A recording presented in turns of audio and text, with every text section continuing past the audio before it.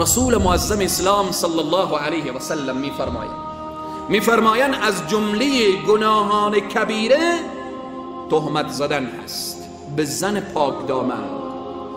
زنی که خبر نداره، کسی که خبر نداره به خانه خود نشسته هست، جناب عالی دیگه قضاوت میکنه دختر فلانی بسیار بد آدمی، او روز در فلان جا دیدم. اگر او روز در مکان گناه بود، دیشب در روی جای نماز و ارتباط با الله از او کار توبه کرد، پشیمان شد، ندامت کشید.